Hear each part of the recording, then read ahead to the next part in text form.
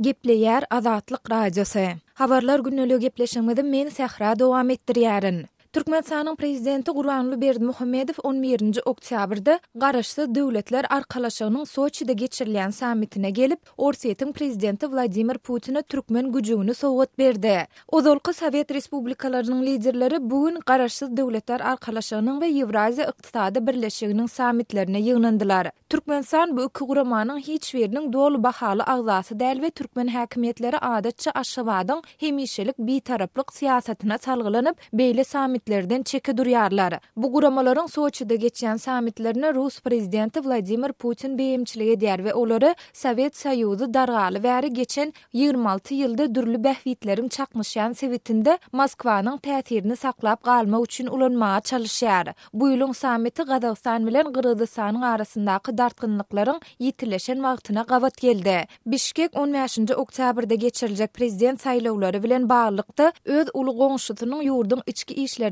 gatışmakda aýplady. Gyrgyz prezidenti Almazbek Atambayew 9-njy oktýabrda özüniň Soçya etmeli saparyny goýup bolsun etdi. Onuň edarasy bu kararyň saýlaw gününe gawat planlaşdyrylan gozolaňlaryň daşary ýurtdan maliýeleşdirilmegi esasyndaky aladalar bilen baglanşyklydygyny aýtdy. Bu karar Atambayew Gazagystany dolandyrjy partiýanyň esasy kandidatynyň garşydaşy Omurbek Babanowy goldamakda aýplap, sentýabrda Babanow bilen duşan Gazag prezidenti Nursultan Nazarbayew tanqidlanyndan soň kabul edildi. Vladimir Putin 10-njy oktýabrda aýratynlykda Täjik prezidenti Emomali Rahmon we Moldowan prezidenti Igor Dodon bilen duşdy. Igor Dodon Orsetýa tarapdar siýasatçy bolup, köplenç Putini öýär we öz ýurdunyň Ýewropa tarapdar hökümeti bilen oňuşmaýar. Putin Garaşsyz döwletler arkalaşygy sammiti başlamadan öň türkmen kärdeşi bilen hem duşdy we Gurbanly Berdimuhammedow oňa doglan gününe sowgat hökmünde tohum türkmen alabaýynyň güjüni gowşurdy. 7-nji oktýabrda 65 ýaşy dolan Putin 2018-nji ýylyň martynda geçiriljek saýlawlarda ýene bir 6 ýyllyk möhlet bilen bätleşer öýdülýär.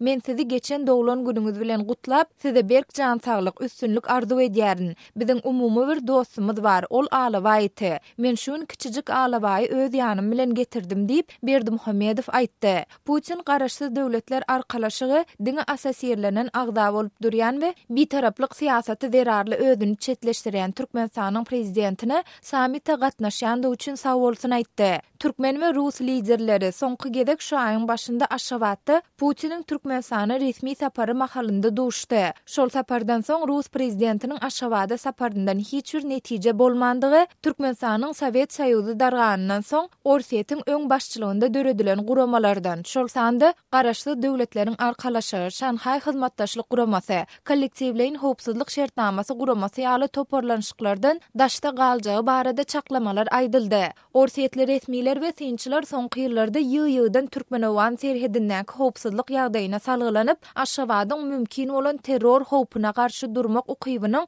ýeterlik däldigini aýdýarlar. Putin Garaşsyz döwletleriň arkalaşygy sammitinden öň Özbegistanyň prezidenti Şawkat Mirziýoýew bilen hem duşuşdy. Ermenistan, Azerbaýjan, Belarus, Gazagystan, Gyrgyzstan, Moldowa, Russiýa, Täjikistan we Özbegistan Garaşsyz döwletleriň arkalaşygynyň agza döwletleri bolup durýar. Baltika döwletleri bolan Latviýa, Litwa we Estoniýa oňa hiç wagt goşulmady. Gürjistan bolsa Garaşsyz döwletleriň arkalaşygyndan 2008-nji ýylda Russiýa bilen bolan gysga wagtlyk uruşdan soň çykdy.